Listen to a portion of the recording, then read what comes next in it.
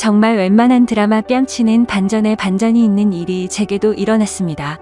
연예인 최수종처럼 다정다감했던 남편의 소름 돋는 이중생활과 저와 제 어머니 앞에서 남편의 따귀까지 때리던 시어머니의 충격적인 본심. 마지막으로 계속 답답하기만 했던 제가 복수를 했던 사연을 적어봅니다. 우선 저는 임신을 한 지 6개월이 된 임산부 여자입니다. 결혼한 지는 대략 3년 정도가 되었고요. 남편과는 2년 동안 연애를 하다가 결혼을 했습니다. 저희 시댁 다 좋으신 분들이고요. 시댁과 친정 그리고 저희 집세 집이 전부 다 가깝고 모난 성격 가지신 분이 없어서 별 문제 없이 잘 지내고 있었습니다. 시어머님이랑 제 친정 엄마랑 같이 운동도 하는 사이셨으니 뭐 말 다 했던 거죠. 저는 현재 임신 중이라 일을 쉬고 있고 남편은 평범한 회사원이에요. 남편 회사가 야근과 회식이 잦은 편이 아니어서 보통 7시에 퇴근을 하면 집에 7시 30분까지는 꼭 오는 편이었죠. 제가 임신을 하고 나서부터는 귀가 시간을 더 칼같이 지켜줬습니다. 매주 일요일마다 남편이 조기 축구에 나가지만 이것도 뭐 아침 8시에서 9시쯤 나가서 늦어도 오후 2시쯤에 들어오는 편이었습니다.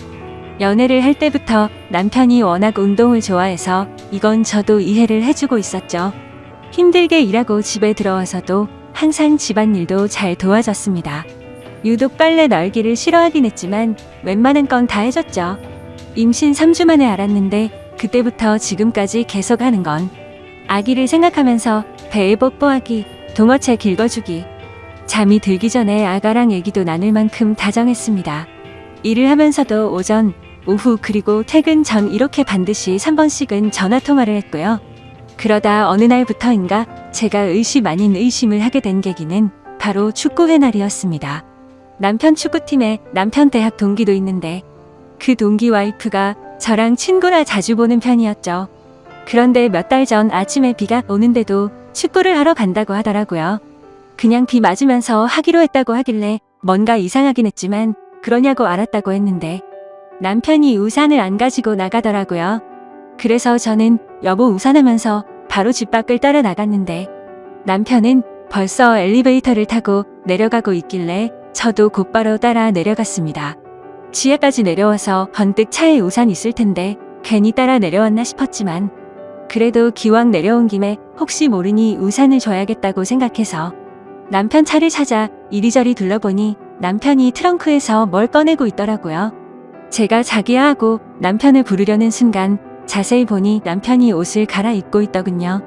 도대체 왜 주차장에서 유니폼을 갈아입는 거지 싶었는데 다시 자세히 보니까 유니폼이 아니라 제가 한 번도 보지 못했던 옷으로 갈아입고 있더라고요.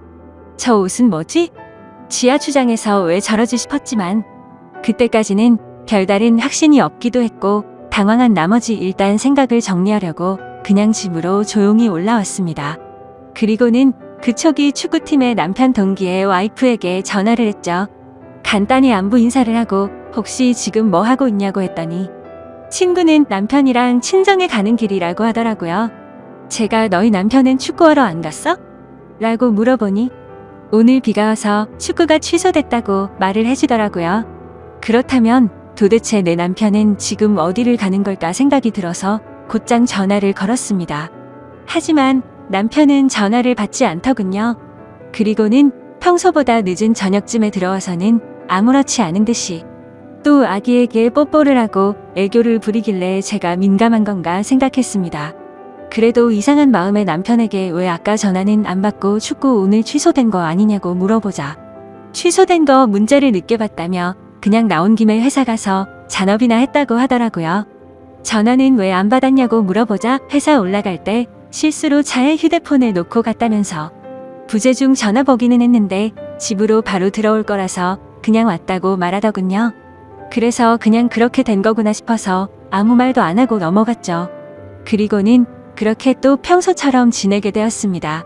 남편은 여전히 늘 그랬듯이 제 시간에 퇴근을 했고 다정다감했습니다. 근데 남편이 일요일에 축구를 하러 갈 때마다 왠지 모르게 느낌이 싸하더라고요. 원래는 어차피 땀 흘린다고 간단히 세수 정도만 하고 나가던 인간이 어느 순간부터 갑자기 샤워를 하고 나가더군요. 그리고 제가 지지난주 토요일 저녁에 남편에게 물었습니다. 여보, 내일 날씨도 좋다는데 내가 오랜만에 도시락 싸서 응원하러 갈까? 나도 오랜만에 바람 좀 쐬고 좋잖아 라고 했습니다. 제가 임신하기 전에는 가끔씩 남편이 축구할 때 도시락 싸서 구경하러 종종 가고는 했거든요. 그러자 남편이 깜짝 놀라면서 아이 잘못되면 어떡하냐면서 괜히 위험한데 오지 말라고 극구 말리더라고요. 조금 위험하긴 했겠지만 과하다 싶을 정도로 남편이 놀라는 모습이 이상했습니다. 원래 같으면 제가 간다고 하면 좋다고 싱글벙글할 사람이었거든요. 결국 도저히 의심이 커져가는 건 안 되겠다 싶어서 다음날 남편이 축구를 하러 간다고 준비할 때 저도 따라가기 위해서 콜택시를 불렀습니다. 남편은 이날도 어김없이 샤워를 하고 있었고요. 남편 차와 제 차가 따로 둘 다 있기는 했지만 제가 임신 중이라 운전이 어려울 것 같기도 하고 왠지 따라가다가 들켜버릴 것 같아서 택시를 부르게 되었죠. 아무튼 그렇게 준비를 마친 남편이 인사를 하고 나가자마자 후다닥 나와 미리 와 있던 콜택시를 타고 따라갔습니다. 의심을 하는 제가 참 못나 보이기도 하고 남편이 바람이 났으면 어떡하지라는 생각을 하는데 정말 엄청나게 긴장이 되더라고요. 제발 아니길 바랬지만 역시나 남편은 원래 제가 알던 운동장 쪽으로 가지 않았고 번화가 쪽으로 향하더군요. 그리고 차에서 내리더니 평소 저와 자주 가던 카페로 거침없이 들어가더군요. 카페가 통유리로 되어 있는 인테리어라서 가까이 가서 볼 수는 없었지만 저도 일단 택시에 내려서 숨어서 지켜보고 있었습니다. 남편은 어떤 여자랑 웃으면서 대화를 나누고 있더군요. 그래서 남편에게 전화를 걸어봤더니 밖으로 나와서 받으려고 하는 것 같길래 얼른 상가 뒤쪽으로 몸을 숨겨서 통화를 했습니다. 저는 아무렇지 않은 듯이 자기야 도착했어? 라고 물어보자 응 여보 조심히 잘 도착했어. 나 이제 축구해야 돼서 끊어야 될 것 같은데 자기도 우리 아가랑 잘 놀고 있어. 최대한 빨리 들어갈게 하더니 전화를 끊고 다시 카페로 들어가더군요. 그리고 조심히 숨어서 지켜보는데 자연스럽다는 듯이 그 여자의 두 손을 잡고 있더라고요. 그 모습을 보고 머리에 피가 거꾸로 솟는 기분이 들었고 이 상황을 어떻게 해야 될까 마음도 진정이 안 되더군요. 그리고 혹시나 아이한테 위험할까봐 마음을 진정시키기 위해서 일단 다시 집으로 왔습니다. 그 시간이 한참 지나 밥도 못 먹고 있다가 그래도 아기 걱정해 우유에 미숫가루를 조금 타서 먹고 설거지를 하려고 하니 남편이 들어오더라고요. 그러더니 자기야 자기가 왜 설거지를 해? 이런 건 그냥 나 시키라고 했잖아. 자기는 얼른 가서 아기랑 편안히 TV나 보고 있어 라고 하면서 제가 끼고 있는 고무장갑을 빼서 자기가 설거지를 하더군요. 그러면서 여보 오늘 심심했지? 오늘 축구하는데 태식이가 넘어져서 진짜 웃기더라. 아 참 그리고 끝나고 축구팀 다 같이 매운 닭갈비 먹으러 갔는데 그 집 진짜 맛있더라. 여보 아기 낳고 나면 우리 다음에 꼭 거기 가서 먹어보자 하며 가증스럽게 지어낸 이야기를 아무렇지도 않게 이야기를 하는데 갑자기 눈물이 나더라고요. 저렇게 겉으로 볼 때 완벽하고 다정한 사람인데 도대체 왜 바람을 피는 걸까? 이걸 모른 척 해야 하나 말아야 하나 정말 참 많은 고민이 되었습니다. 어떻게든 증거를 모아서 이혼을 해버리릴까도 생각했지만 제가 다른 사람들보다 너무 큰 행복을 누리고 있다고 생각했거든요. 그렇게 큰 고민을 안고서 혼자 끙끙 앓고 있는데 평일 낮에 시어머니가 저희 집에 놀러 오셔서 같이 밥을 먹고 커피를 마시면서 TV를 보고 있었습니다. 그런데 그때 때마침 사랑과 전쟁 재방송이 하더라고요. 그래서 저도 모르게 어머님께 물어봤습니다. 어머님 만약에 아범이 저렇게 바람 피우면 저 어떻게 해야 할까요? 저는 그럼 너무 슬플 것 같아요. 그러자 어머님은 너 놔두고 저런 짓 하면 그땐 아범도 더 이상 내 아들 아니다. 난 그러면 아범 버리고 너랑 손주랑 살 거야. 왜? 아범이 바람이라도 피는 것 같니? 라고 물어보시더군요. 그리고는 혹시라도 그런 일이 생기거든 친구나 친정 쪽에 얘기하면 상황이 복잡해질 수도 있으니까 나한테 얘기하라고 말씀을 하시더라고요. 그래서 일단 네 알겠어요. 어머님하고는 그 얘기를 마무리 지었죠. 그리고 또 다시 일요일이 찾아왔고 남편이 축구를 하러 나가는 날이었습니다. 오랜만에 날씨도 맑고 공기도 좋은데 제 마음은 너무 무겁고 편하지가 않았죠. 그래서 다시 한번 제대로 확인을 해보기 위해서 이번에도 저번과 같이 콜택시를 불러놓고 늦잠 자는 척을 했습니다. 그렇게 남편은 샤워를 마치고서 나가는 소리가 들렸고 저도 얼른 나가서 택시를 타고 주차장 입구에서 기다렸습니다. 남편은 또 옷을 갈아입고 있는지 아니면 먼저 나가버렸는지 지하 주차장에서 남편의 차가 나오지를 않더라고요. 이렇게 놓쳐버린 건가 싶어서 당황해하고 있는데 택시 아저씨도 계속 재촉하시고 정말 답답해지더라고요. 그런데 그때 때마침 남편 차가 지하 주차장에서 나왔습니다. 그래서 택시 기사님께 아저씨 저 차 좀 따라가 달라고 말하자 택시 기사님이 저를 되게 불쌍하게 쳐다보는데 정말 불쾌해지더군요. 아무튼 그런 게 중요한 게 아니었으니 다시 한번 빨리 따라가 달라고 말했습니다. 남편 차를 따라가 보니 또다시 번화가로 향했고 이번에는 2층에 있는 카페로 가더라고요. 그곳도 저와 몇 번 가봤던 곳이었기에 익숙한 곳이었습니다. 인터넷에 찾아보니 이혼과 관계없이 일단 증거부터 남기라고 하셔서 휴대폰 카메라를 켜고서 남편을 따라 2층으로 올라갔습니다. 2층에는 네일샵과 스크린 골프장 등 여러 가게가 있었기에 다른 사람들이 보더라도 제가 밖에서 서성거리는 모습이 어색해 보이진 않았습니다. 그리고 그 카페도 통유리로 되어 있었기에 몰래 숨어서 남편을 볼 수가 있었죠. 남편은 저를 등지고 창가 자리에 앉아 있었고 제 시야에 마주 앉은 여자의 얼굴을 보이더군요. 그래서 바로 사진을 몇 장 찍었고 그때 때마침 그 여자가 화장실을 가려고 하는지 자리에서 일어나더라고요. 저는 그 모습을 보고 들킬까 봐서 얼른 숨으려고 했죠. 그런데 생각을 해보니 저 여자는 내 얼굴을 모를 텐데 라는 생각이 들었고 좀 더 자세히 그 여자의 얼굴을 보고 싶어서 저도 그 여자를 따라서 화장실로 들어갔습니다. 화장실 문을 열고 들어가 보니 그 여자는 세면대에서 화장을 고치고 서 있더라고요. 그 모습을 보자마자 정말 화가 끝까지 치밀어 올랐지만 여기서 망칠 수가 없어서 참았습니다. 저는 분노를 참아가면서 옆에서 손을 씻으며 슬쩍슬쩍 그 여자의 얼굴을 살폈죠. 근데 제가 임신을 해서 자격지심이 들었던 건지 그 여자의 옷차림도 너무 예뻐 보였고 관리를 잘했는지 몸매도 좋은 것 같고 얼굴도 참 예쁘게 생겼더라고요. 당연히 나이도 저보다 어린 것 같았습니다. 말을 걸어보려고 했지만 이건 아니다 싶어 그냥 집으로 돌아왔어요. 돌아오는 발걸음이 얼마나 무겁던지 뱃속에 있는 아기 때문에 울지 않으려고 했는데 결국 참지 못하고 눈물이 나오더라고요. 최대한 울지 않고 다른 생각을 하고 싶어서 TV를 보고 책을 봤지만 제 머릿속엔 그 여자와 남편만 떠오르고 정말 미치겠더군요. 그러다 오후 3시가 다 되어갈 때쯤 남편이 집으로 돌아왔습니다. 그러더니 또 제 배에 뽀뽀를 하고 다정다감한 말투로 저한테 말을 걸더라고요. 하지만 저도 더 이상은 그 사랑스럽던 남편의 손길도 남편 목소리도 다 듣기 싫고 역겹게 느껴졌습니다. 말도 하기 싫었고 짜증이 나서 남편을 뿌리쳤더니 남편이 당황해하면서 왜 그러냐고 집에 혼자 있어서 심심했냐고 묻더라고요. 그러면서 제게 미안하다고 애교를 부리는데 너무 짜증이 확 나서 너 나 몰래 요즘 누구 만나니? 라고 말했습니다. 그러자 남편의 표정은 급격히 어두워지더니 얼음이 되더라고요. 제가 절대로 모를 거라고 생각한 것 같더군요. 그래서 저는 따지듯이 말했습니다. 말 없는 거 보니 맞나 보네. 내가 내 입으로 말해줄까? 아니면 네 입으로 말할래? 그러자 남편은 갑자기 무슨 말이냐며 왜 생사람을 잡고 난리냐면서 무슨 일 있는 거냐고 시치미를 떼더군요.